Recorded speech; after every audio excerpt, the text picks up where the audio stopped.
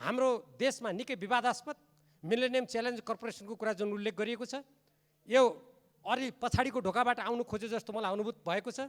एकजना नेताले यहाँ भन्नुभयो यो पारित गर्नुपर्छ, यसमा छिटो गर्नुपर्छ, नेपाली काङ्ग्रेसका नेताले। उहाँले महाकाली सन्धिमा पनि त्यस्तै कुरा गर्नुभएको थियो। आज महाकाली सन्धिको पुनरावलोकन हुनुपर्छ 10-10 वर्षमा भन्ने कुरा भएको थियो, तर त्यसको न पुनरावलोकन भयो न कार्यान्वयन भयो। अघिल्लो सरकारले गरेका हालैसम्मको सबभन्दा ठुलो सहयोग सन्धि सम्झौता एमसिसीलाई यो सदनबाट पारित गर्ने बारे सरकारको उदासीनता देखिएको छ। नीति तथा कार्यक्रममा यसलाई समावेश गरेर गैर जिम्मेदारी र जवाबदेहिताका साथ सरकार अग्रसर हुन सकेको छैन। भीमबहादुर रावललाई उक्त छलफलमा भाग लिन समय दिन्छु। समय 5 मिनेट।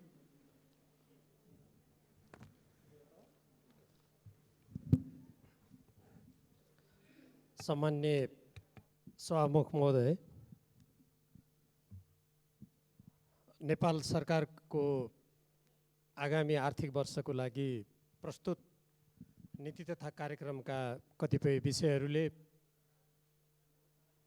कोरोनाको विषाणु सङ्क्रमणबाट उत्पन्न समस्यालाई समाधान गर्ने र त्यसबाट सिर्जना हुन सक्ने आर्थिक सामाजिक चुनौतीहरूको सामना गर्ने दिशातर्फ राम्रा कुराहरू ल्याएको छ। विशेष गरी स्वास्थ्य क्षेत्रमा स्वास्थ्य सेवाको विस्तार गर्ने र स्वास्थ्य संस्थाहरूको सुदृढीकरण गर्ने कुरा अत्यन्त आवश्यक छ। अहिलेको विश्व परिवेशमा विभिन्न देशहरूबाट नेपालीहरू आफ्नो स्वदेश फर्कनको लागि आवाज उठाइरहेका छन्, माग गरिरहेका छन्। ती नेपालीहरू स्वदेशमा आउने अवस्थामा रोजगारीका अवसरहरू पर्याप्त मात्रामा सिर्जना गर्नुपर्ने चुनौती देशका सामु उपस्थित हुनेछ। त्यस सन्दर्भमा कृषि क्षेत्रमा ल्याइएका कतिपय कार्यक्रमहरू र शिक्षाको क्षेत्रमा ल्याइएका कतिपय कार्यक्रमहरू ती अत्यन्त आवश्यक छन्। ती कार्यक्रमहरूलाई आगामी दिनमा बजेट व्यवस्थापन गर्ने सिलसिलामा उपयुक्त बजेट विन्यास गरेर अगाडि जानुपर्ने आवश्यकता छ। त्यसबाहेक आज एकातिर हामी कोरोना सङ्क्रमणको त्रासबाट कसरी जोगिने, कसरी देशलाई जोगाउने, जनतालाई जोगाउने भन्ने चुनौतीका सामु छौँ। तर अर्कोतर्फ हाम्रो भूभागमाथि भारतद्वारा अतिक्रमण गरिएको छ। हामीले लामो समयदेखि लिम्पियाधुरा, लिपुलेक, कालापानी क्षेत्रमा भारतको उपस्थिति हट्नुपर्छ भन्ने माग गर्दै आएका छौँ।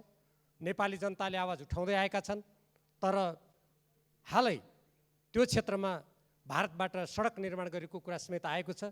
यसबाट एकातर्फ हामीले अहिलेको विश्व परिवेश, विश्वमै उत्पन्न कोरोना महामारीबाट जोगिनुपर्ने छ भने अर्कोतर्फ हाम्रो राष्ट्रिय स्वाधीनता, स्वतन्त्रता र सुरक्षातर्फ त्यत्तिकै गम्भीर भएर लाग्नुपर्ने आवश्यकता छ। यस परिवेशमा नेपाल सरकारको तर्फबाट राष्ट्रिय स्वाधीनता, स्वतन्त्रताको रक्षा गर्ने र योभन्दा अगाडि नेपालको नक्सामा उल्लेख हुन नसकेका बिचमा तर पहिले थियो, त्यो कुनै समयमा त्यहाँ उल्लेख भए तापनि बिचमा उल्लेख नभएका लिम्पियाधुरा, लिपुलेक, कालापानी लगायतलाई समावेश गरेर छिटोभन्दा छिटो नक्सा प्रकाशित गर्ने कुरा स्वागतयोग्य छ।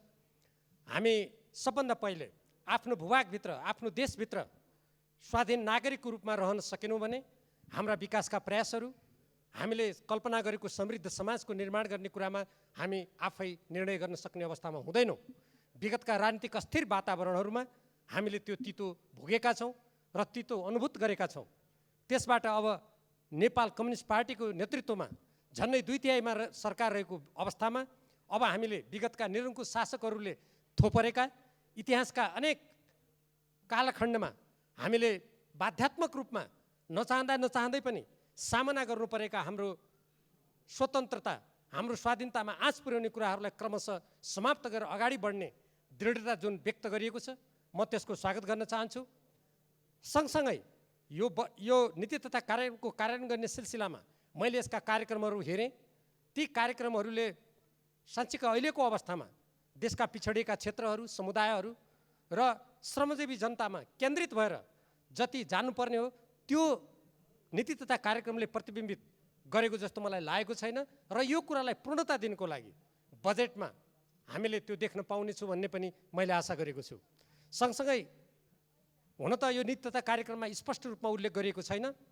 हाम्रो देशमा निकै विवादास्पद मिलेनियम च्यालेन्ज कर्पोरेसनको कुरा जुन उल्लेख गरिएको छ, यो अलि पछाडिको ढोकाबाट आउनु खोजे जस्तो मलाई अनुभूत भएको छ। एकजना नेताले यहाँ भन्नुभयो यो पारित गर्नुपर्छ, यसमा छिटो गर्नुपर्छ। नेपाली काङ्ग्रेसका नेताले उहाँले महाकाली सन्धिमा पनि त्यस्तै कुरा गर्नुभएको थियो। आज महाकाली सन्धिको पुनरावलोकन हुनुपर्छ 10-10 वर्षमा भन्ने कुरा भएको थियो, तर त्यसको न पुनरावलोकन भयो न कार्यान्वयन भयो। त्यसैले यो मिलेनियम च्यालेन्ज कर्पोरेसन सम्बन्धी जुन कुरा यहाँ परेको छ, मैले आशा गर्छु यो पक्कै पनि त्यो सम्झौता अन्तर्गतको अङ्ग हुने छैन। यदि त्यो भयो भने त्यो राष्ट्रहित विपरीत हुनेछ, त्यो नेपाली जनताले आवाज उठाउँदै कुराको विपरीत हुनेछ र एउटा स्वाधीन स्वतन्त्र देशको त्यो हैसियतमा आँच पुर्याउने कुनै पनि सम्झौता कुनै पनि पैसामा त्यो साट्न सकिँदैन। र त्यस्तै गरेर एउटा अन्तर्देशीय उद्योग धन्दा खोल्ने भन्ने कुरा पनि मैले त्यहाँ देखेँ। मैले नेपालको कानुनको अध्ययन गर्दा त्यो कुन कानुन अन्तर्गत कसरी दुईटा देश संलग्न भएर हामीले एउटा औद्योगिक क्षेत्रको यहाँ खोल्छौँ त्यो कुरा मैले कहीँ पनि पाइनँ। यस्ता अलिकति यस्तो अप्ठ्यारो बेलामा, यस्तो चुनौती भइरहेको बेलामा यस्ता अस्पष्ट कुराहरूलाई अगाडि सार्दा त्यसले देशमा र जनतामा अलिकति भ्रम सिर्जना गर्छ। यी कुराहरू बजेट प्रस्तुत हुने बेलामा स्पष्ट हुनेछन् भन्ने मैले आशा गरेको छु र यो नीति तथा कार्यक्रमलाई प्रभावकारी रूपमा कार्यान्वयन गरेर आजका हाम्रा साझा चुनौतीहरूको सामना गर्ने र नेपाली जनताको आकाङ्क्षालाई पुरा गर्नको लागि यो अप्ठ्यारो अवस्थामा पनि दृढतापूर्वक अगाडि बढ्ने कुराको आवश्यकता छ र तदनुकूल नै आउने बजेटमा यी सम्पूर्ण कुराहरू प्रतिबिम्बित भएर आउनेछन् र यस्ता अलिकति दुविधायुक्त, अलिकति जनताले आलोचना गरेका विवादास्पद कुराहरू अगाडि बढ्ने छैनन् भन्ने मैले आशा गरेको छु। धन्यवाद। मान्य श्री शशाङ्क कोइराला, समय 8।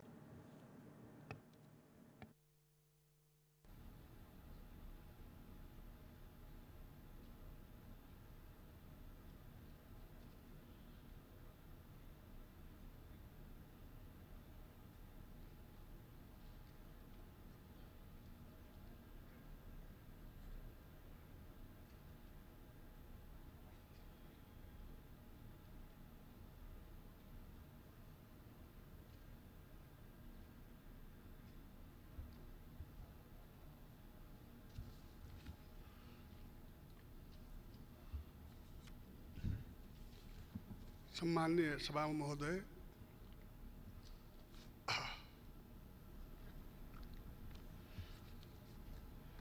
हामी सबैलाई थाहा छ यो असाधारण समय हो भनेर। यस्तो बेला नेपाल सरकारको आर्थिक वर्ष 2077-78 को नीति तथा कार्यक्रममाथि टिप्पणी गर्न सम्माननीय सदनमा उभिँदा नेपाल र नेपालीको आजको स्थिति र केही परिदृश्यलाई स्मरण गराइरहेको छु। एकातर्फ म कोरोना सङ्क्रमणको जोखिममा जुझेर नेपालभरि अग्रपन्थीमा काम गरिरहेका स्वास्थ्यकर्मी, सुरक्षाकर्मी, सञ्चारकर्मी, सरसफाइ कर्मीलाई स्मरण गरिरहेको छु भने अर्कोतर्फ कोरोनाबाट सङ्क्रमित दिदीबहिनी, दाजुभाइ, तिनका परिवार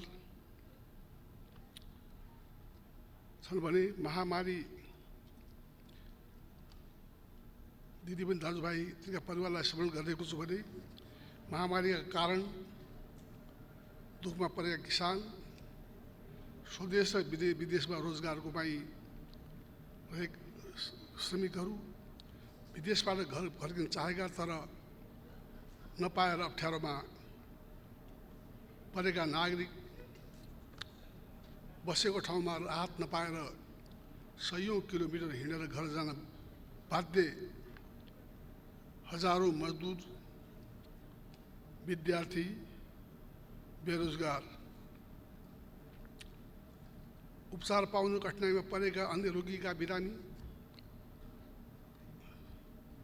अन्य रोगका बिरामी, उद्योग व्यापार बन्द भएका साना ठुला उद्यमी व्यापारी, बिहान साँझको छाक टाल्न नसक्ने अवस्थामा पुगेका मजदुरका मजदुर, त्यस्तै समस्यामा परेका गरिब अपाङ्गता भएका व्यक्ति, एकल महिलाहरूलाई पनि सम्झिन चाहन्छु। म यस परीक्षण सामग्रीको अभावमा कोरोना परीक्षणको प्रतीक्षामा बसेका नागरिकहरू, भाइरसको महामारीले आफू र परिवारलाई कसरी जोगाउने, प्रकोप बढ्दै गए के स्थिति होला, यसले मुलुकलाई के गर्ला भनेर सन्ताप र त्रासमा परेका नेपाली दिदीबहिनी दाजुभाइहरूको मनोदशा पनि बुझ्दछु। अनि हिजो मात्रै समयमै उपचार नपाएर कोरोनाको कारण मृत्यु भएकी सिन्धुपाल्चोककी सुत्केरी महिला, उनको काखको शिशु र उनको परिवारको मनोदशा पनि सम्झिरहेको छु। सरकारले यी सबैलाई आफू अभिभावक भएको अनुभूति गराउनु पर्ने समय हो। हाम्रो अपेक्षा थियो सरकारले ल्याउने नीतिले यस्तै विषयलाई सम्बोधन गर्नेछ। सरकारका कार्यक्रमले स्रोत साधनको समुचित व्यवस्था गरी समस्याको उचित समाधान गर्नेछ। तर सरकारको नीति तथा कार्यक्रमले अर्कै सन्देश दिएको छ।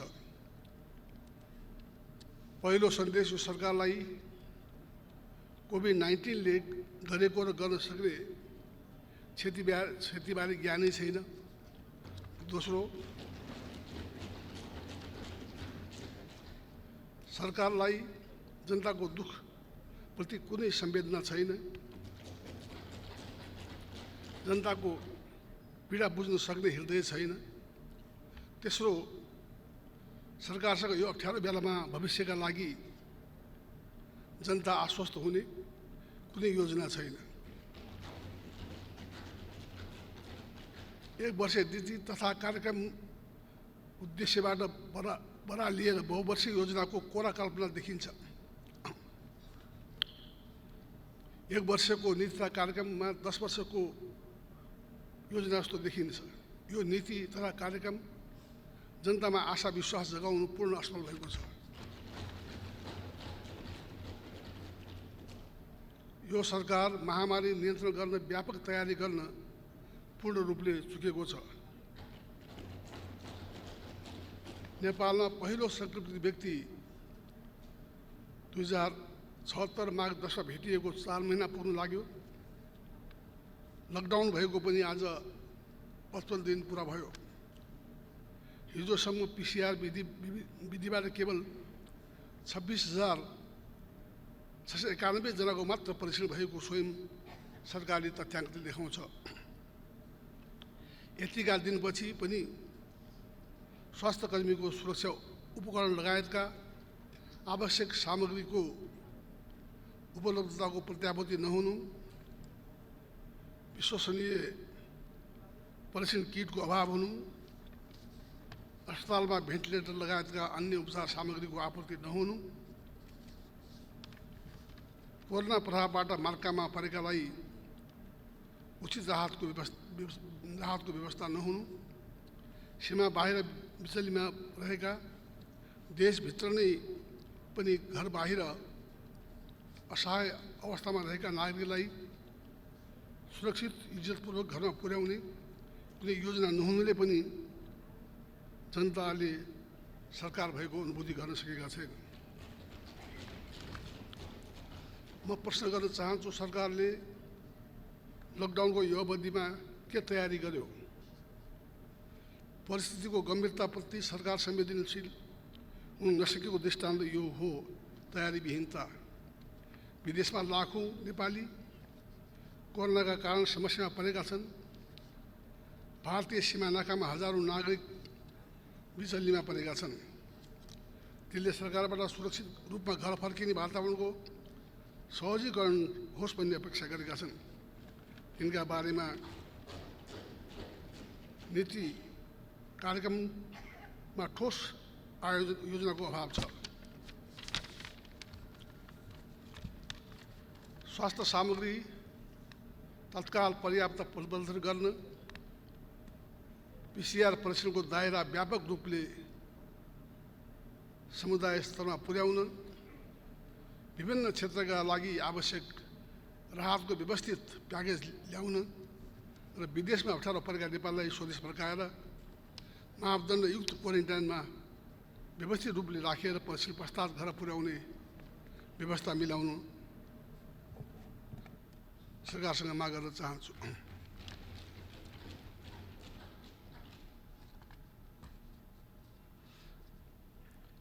घर फर्किन चाहने अलपत्रमा परेका खाडी मुलुक लगायतका विदेशमा रहेका नेपालीहरूलाई सुरक्षित रूपले नेपाल फर्काएर यिनको व्यवस्था गर्नु सरकारको कर्तव्य हो। नीति तथा कार्यक्रममा केवल सरकारले आत्मप्रशंसा गरेको छ। विगत 2 वर्षमा निकै काम गरेको दावा गरिएको छ। म सम्माननीय प्रधानमन्त्रीलाई विगत 2 वर्षका नीति तथा कार्यक्रम पुनः एकपल्ट पढ्न अनुरोध गर्छु, जसले ती नयाँ नीति र कार्यक्रमका असत्य दावालाई उजागर गरेको छ। सरकारका 2 पहिलेका नीति कार्यक्रम हेरेर आफै लज्जित बन्नुपर्ने स्थिति छ। त्यो बेला 1 वर्षभित्र बनाउँछु भनेको गौतम बुद्ध एयरपोर्ट बनेको छैन। 3वटा मुख्य राजमार्ग छेउ बनाउँछु भनेको 765 KB transmission line, Nijgadh airport निर्माणको प्रतीक्षामा छन्। अहिलेका नीति कार्यक्रममा उल्लेख गरिएका 7वटै प्रदेशका प्रमुख सहरमा विद्युतीय बस सेवा सञ्चालन ल्याइने जस्ता केही सपना पुरा नभई बिना कुनै तुष्टिकरण तुहिएका छन्। यी त केही उदाहरण मात्र हुन्। 2 वर्ष पहिलेका नीति कार्यक्रममा उल्लेखित गरिएका नै कतिपय योजना र कार्यक्रम अहिले पनि पुनरावृत्ति गरिएका छन्। यसले नीति कार्यको कार्यान्वयन कति फितलो छ भन्ने कुरा देखाएको छ। विकासको गति गजबले अगाडि बढेको दाबी गर्ने सरकारलाई न्यून पुँजीगत खर्चको अवस्थाले जिस्काइरहेको छ। राजनीतिक प्रचार सुविधाका लागि जे पनि गर्छु भन्ने जस्तो सस्तो प्रवृत्ति मौलाएको छ। यसले नीति तथा कार्यक्रमका विश्वसनीयता र उच्च गरिमा हराएको छ।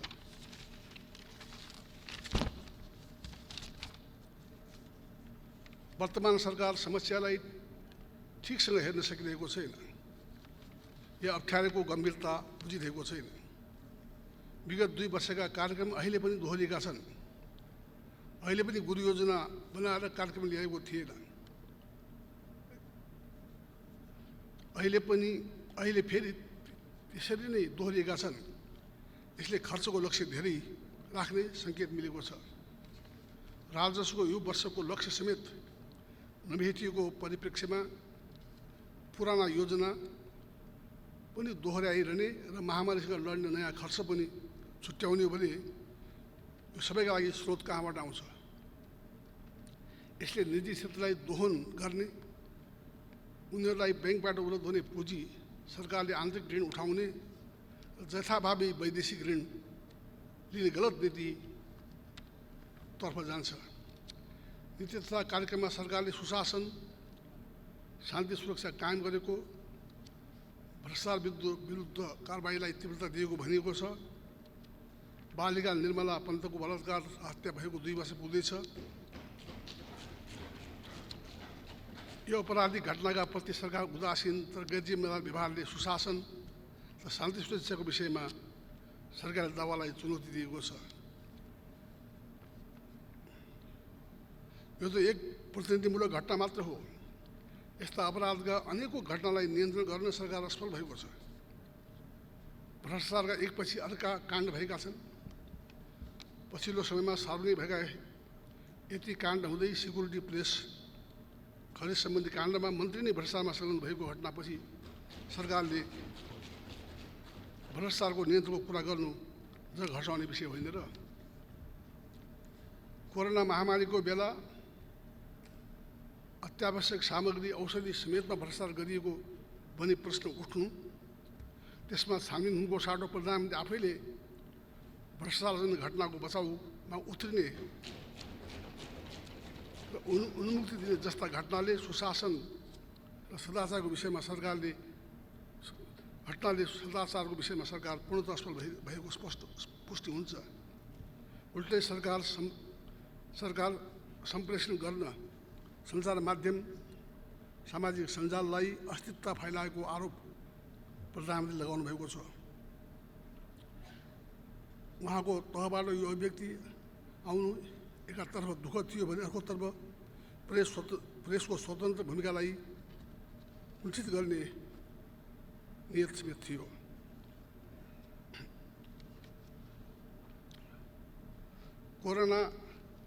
कोरोनाले मुलुकका सबै क्षेत्रलाई अत्यन्त नकारात्मक रूपले प्रभावित गरेको छ। त्यसका अल्पकालीन र दीर्घकालीन प्रभाव रहनेछन्। सरकारको नीति तथा कार्यक्रम समस्या समाधानतर्फ उन्मुख छैन। देशभित्र उद्योग धन्दा निर्माण क्षेत्रमा प्रभाव र विदेशमा बेरोजगारीबाट देश फर्किने ठुलो सङ्ख्या बेरोजगारीको समस्या भयावह रूपले बढ्ने देखिन्छ। यसलाई संशोधन गर्न सरकारसँग इच्छाशक्ति, क्षमता, इमान्दारी र दूरदर्शिताको अभाव छ। सरकारको दावा विपरीत संहिताको कार्यान्वयनमा सरकार उदासीन रहेको छ। प्रदेश सरकारका संविधान प्रदत्त अधिकारको उपयोग गर्न प्रदेश सरकारहरू संविधान प्रदत्त अधिकारको उपयोग गर्न वञ्चित भएका छन्। सङ्घ प्रदेश र स्थानीय तहबीच समन्वय गर्ने संयन्त्रहरू, अन्तर प्रदेश परिषद, अन्तर सरकारी वित्त परिषद जस्ता निष्क्रिय छन्। प्रदेशका राजनीतिक नेतृत्वले सङ्घीय सरकारसँग व्यवस्थित समन्वय नभएको गुनासो गरेका छन्।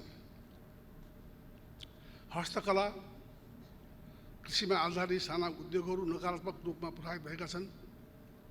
आत्मनिर्भर र धेरै ठुलो रोजगारीको माध्यम बनेको कुखुरा पालन, मत्स्य पालन, मह, केरा, तरकारी, फलफुल उत्पादन तथा प्रशोधन गर्न उद्योगमा परेका असर, तिनलाई दिनुपर्ने राहतको उल्लेख छैन। ती उद्योगमा आधारित व्यक्तिले रोजगारी गुमाउने आन्तरिक मन्दीका कारण उद्योग धराशायी भई देशभित्र आर्थिक असमानता थप बढ्ने स्थिति छ। सरकार अहिले पनि उद्योग, रेमिट्यान्स आदि क्षेत्रमा कोरोनाबाट भएको प्रारम्भिक क्षति अनुमान गर्न सकेको छैन। त्यसैले राहत पाउनुपर्ने उद्योगीलाई प्रोत्साहित गर्ने विषय नीति तथा कार्यक्रममा समेटिएको छैन। सरकारसँग निर्यात बढाउने विश्वसनीय नयाँ योजना छैन।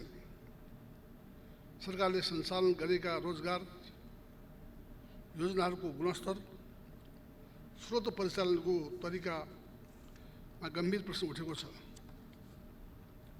विगतमा सञ्चालन गरिएका प्रधानमन्त्री रोजगार योजनाले देशको सम्पत्तिको दुरुपयोग भएको पनि आम जनता र सञ्चार माध्यममा व्यापक विरोध भइरहेको छ।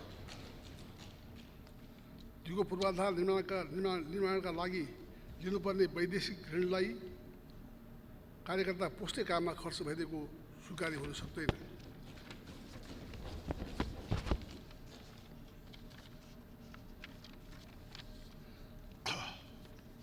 अहिले कोरोनाबाट व्यापक रूपमा प्रभावित भएको क्षेत्र पर्यटन पनि हो।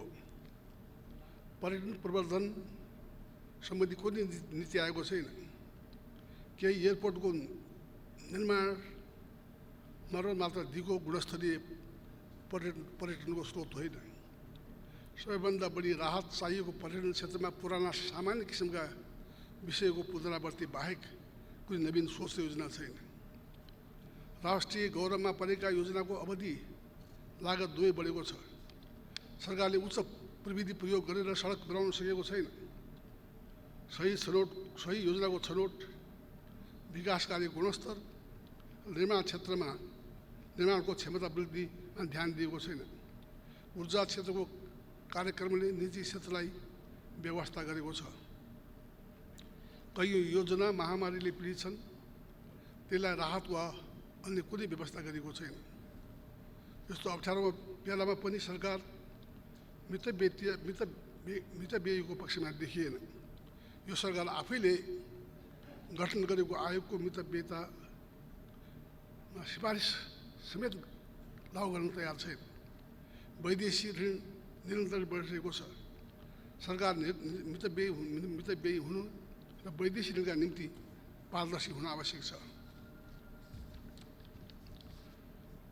नेपाली भूमि अतिक्रमण, खास गरेर डिम्पिया, धुरा, लिपुलेक, कालापानीबारे नीति कार्यक्रममा उल्लेख भएको विषय सकारात्मक छ, तर यो अपूर्णीय पनि छ। मित्रराष्ट्र भारत, चीन दुवै मुलुकले सन् 2015मा गरेको सहमति अनुरूप नेपाली भूमिमा भारतबाट सडक निर्माण गर्ने कार्य गरेको छ। दुवै छिमेकी मुलुक बीच भएको सहमतिको नेपाली काङ्ग्रेसले तत्कालै विरोध जनाएको र सुशील कोइराला प्रधानमन्त्री हुनुभएको नेपाली काङ्ग्रेसको नेतृत्वको सरकारले प्रोटेस्ट नोट समेत पठाएको म स्मरण गर्न चाहन्छु। नेपाली भूमिमा भएको अतिक्रमण र सडक निर्माण बारे छिमेकी मुलुक मित्र राष्ट्र चीनसँग समेत उच्च स्तरमा सार्थक परिणाममुखी वार्ता गरी समस्याको समाधान गर्नुपर्दछ।